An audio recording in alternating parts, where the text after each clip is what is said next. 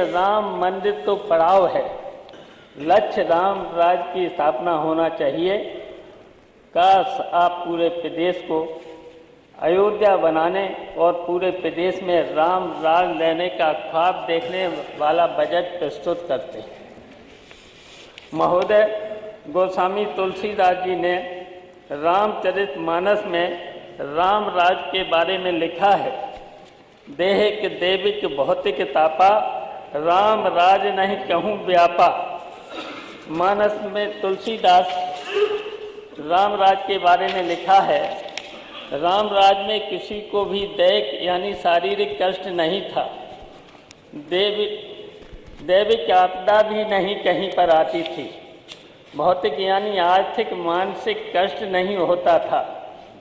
तुलसीदास ने लिखा है, अल्प मृत नहीं कबहू पीरा, सब सुंदर सब ब्रज शरीरा। आज अस्पतालों में रोज लाशें निकल रही हैं। NCRB के अनुसार सबसे अधिक अल्प मृत उत्तर प्रदेश से दर्ज हुई हैं। अध्यक्ष महोदय, असली राम राज लाने में यह सरकार पूर्णतः विफल है। महोदय, माननीय अध्यक्ष जी, अब हवाएं ही करेंगी रोशनी का फैसला, जिस दिए में जान होगी वही दिया रहेगा।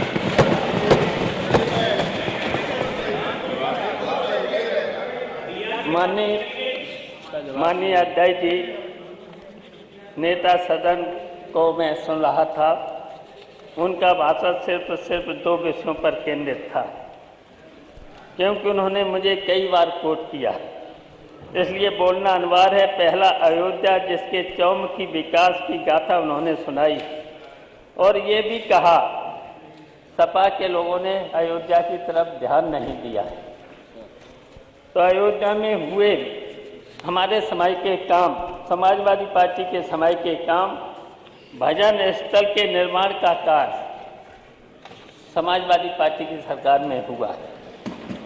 अयोध्या में सीवर निर्माण का कार्य अयोध्या में हुआ। अंडरग्राउंड विद्युतीकरण का कार्य अयोध्या में हुआ।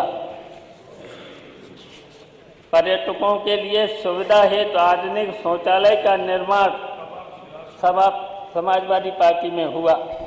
राजघाट तुलसी उद्यान को सुंदरीकृत किया गया। 14 कोसी पंचकोसी परिक्रमा मार्ग पथ का कार्य और उस पर परिक्रमा पथ के किनारे किनारे पारिजात के छायादार वृक्षों को लगाया गया। राम की पैड़ी, अविरल जल बहाव तथा सुंदर लाइटिंग की व्यवस्था।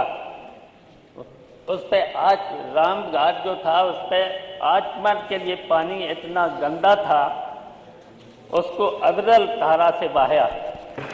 एक तरफ सरयू से पानी, दूसरी तरफ सरयू में मिलाने का काम किया है। सत्संग भवन बसेरा आज का निर्माण कराया गया। बाईपास से लेकर महोबरा तक मार्ग का उच्चीकरण एवं चौड़ीकरण कराया गया। टेढ़ी बाजार से असरफी भवन के आगे तक सड़क का नवीनीकरण, घाटों पर चेंज रूम का निर्माण कराया गया।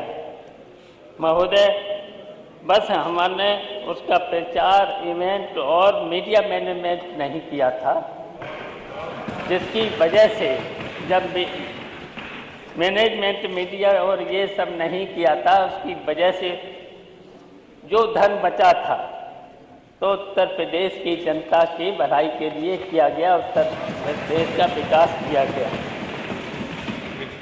दूसरा, इनके सदन में आने के बाद अचानक कभी कभी नेता सदन को मेरी चिंता हो जाती है। ऐसा प्रतीत होता है मानो सदन में कोई कार्यक्रम चल रहा है, चाचा पर चर्चा।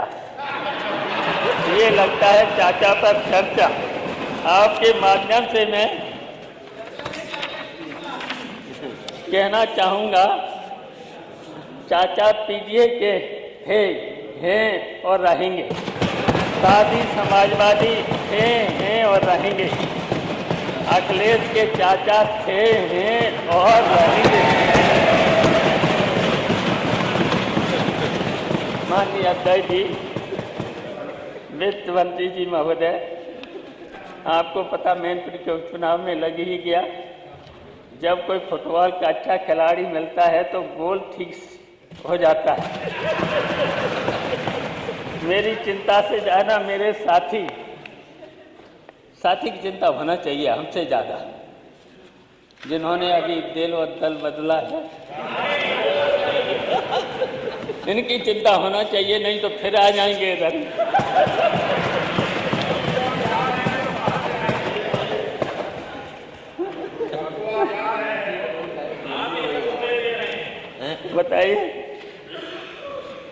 बताइए इतना है कि सब जगह चाचा को ही ढूंढ रहे हैं, सूची में नहीं, यहाँ नहीं, वहाँ नहीं। अरे जब चाहूँगा, जहाँ चाहूँगा, जिस सूची में चाहूँगा वहाँ हो जाऊँगा। काय की चिंता है आप लोगों की, किस बात की चिंता? अध्यक्ष महोदय, वित्त मंत्री जी ने कहा सरकार 6 करोड़ व्यक्तियों की गरीबी से बाहर निकालने में सफल रही है। नीति आयोग की रिपोर्ट यह संख्या 3.43 करोड़ बता रही है। दोनों में कोई न कोई गलत है, किसी न किसी आंकड़े गलत हैं, फिर भी यह आधा सच दर्शाया जा रहा है। पूरे गलत से भी ज़्यादा खतरनाक हैं। महर्षि वाल्मीकि ने लिखा है, रामे शास्त्रे नानता, राम के शासन में कोई भी असत्य नहीं बोलता था, यहाँ सब कुछ झूठ बोला जा रहा है। सच्चाई यह है कि अध्यक्ष महोदय, नीति आयोग के अनुसार उत्तर प्रदेश 22.92%, लगभग 23% आबादी गरीबी रेखा के नीचे अमानवीय परिस्थितियों में जीने। माननीय सदस्य बहुत सीनियर हैं, 10 मिनट हो गया है जी। 10 मिनट माननीय अध्यक्ष जी, 10 मिनट बोले। यह संख्या मानते लगभग 5.53 करोड़ के करीब है। जो बात माननीय वित्त मंत्री जी ने कहा, वही कथन सरकार ने महामहिम राज्यपाल के भाषण में कहलवाया। नेता सदन कह रहे थे कि विपक्ष के माननीय सदस्यों ने महामहिम राज्यपाल महोदय का अपमान किया है। उनका असली अपमान, राज्यपाल पीठ का वास्तविक अपमान सरकार ने असत्य बुलवा कर किया है। संविधान को मानने वाले लोग हैं। संवैधानिक पीठों पर संस्थाओं की गरिमा अपने स्वार्थ में सरकार तार कर रही है। पूरी दुनिया ने देखा कि सरकार उस पीठ से असत्य फैला रही है। महोदय, 2017 के घोषणा पत्र में 4 अंतर्राष्ट्रीय माननीय सदस्य बहुत सीनियर हैं, 11 मिनट हो गया सर।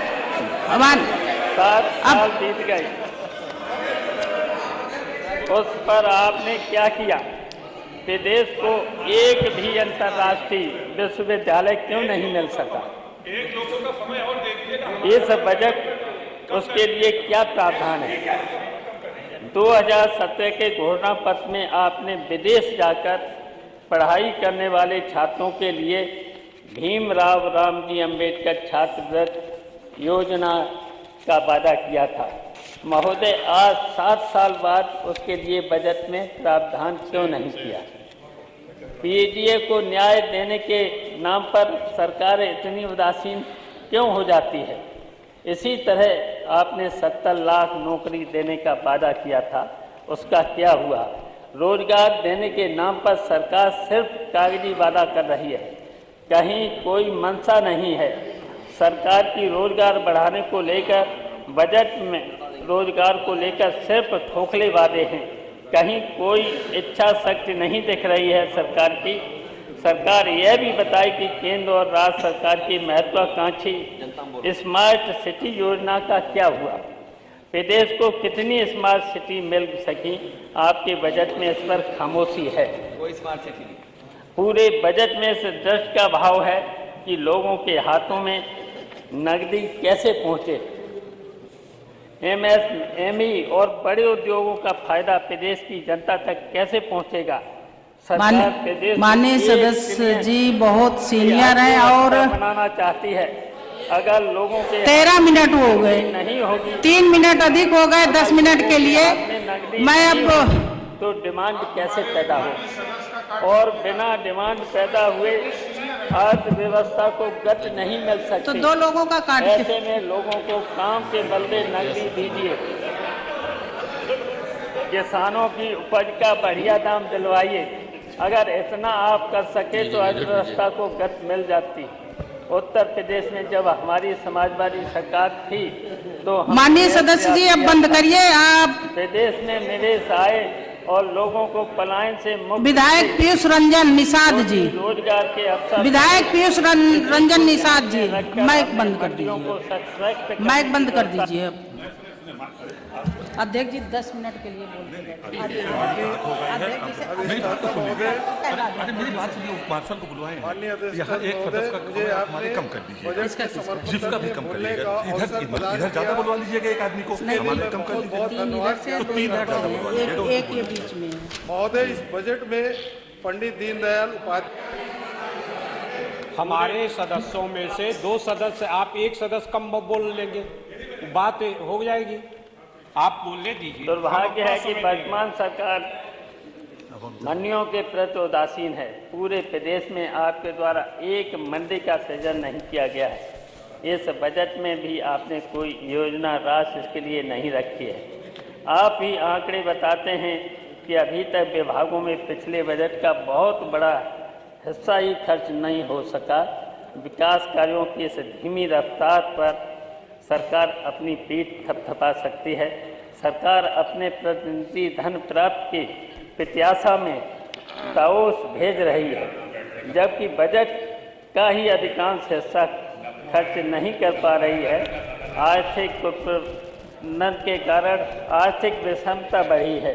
यह दुर्भाग्य है कि खस्ता हालत, कानून व्यवस्था, कागजी निवेश, नकारात्मक विकास और किसानों की दुर्दशा बावजूद यह सरकार अपनी पीठ ठोंक रही है। हर मोर्चे पर दुर्गत और असत्य ही इस डबल इंजन सरकार की उपलब्धि है। सरकार के कुछ नेताओं को समाजवाद से क्या चिढ़ है, समझ से परे है, जबकि समाजवाद हमारे राष्ट्र नायकों का सपना है। चंद्रशेखर आज़ाद, भगत सिंह जैसे विचारमान क्रांतिकारियों में समाजवाद व स्वतंत्रता के स्वप्न को साकार करने के लिए हिंदुस्तान समाजवादी गणतांत्रिक सेना बनाई गई थी। हमारे संविधान की प्रस्तावना में समाजवाद नियत है। लोहिया व लोकनायक जयप्रकाश का सपना समाजवाद है। समाजवाद का विरोध रामराज का विरोध है, हमारी महान विरासत के खिलाफ है।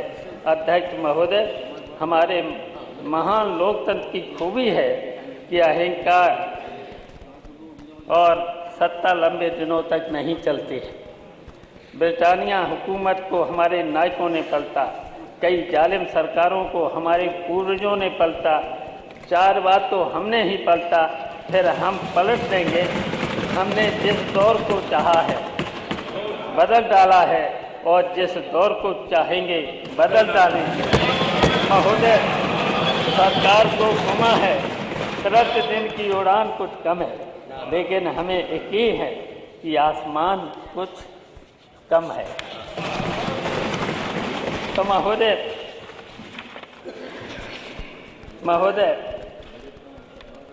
हम बस इतना ही कहना चाहते हैं, ये बजट जनता के हित में नहीं है, प्रदेश के हित में नहीं है।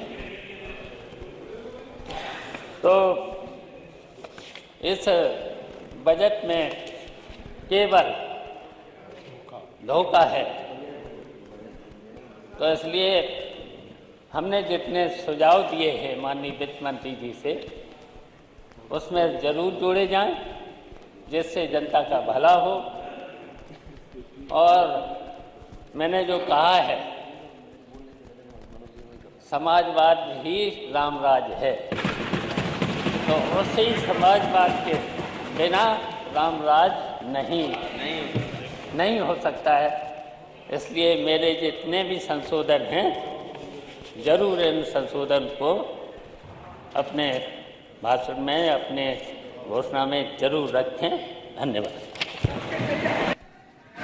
बहुत बहुत धन्यवाद। पीयूष रंजन निषाद जी। अधिष्ठाता महोदय, आप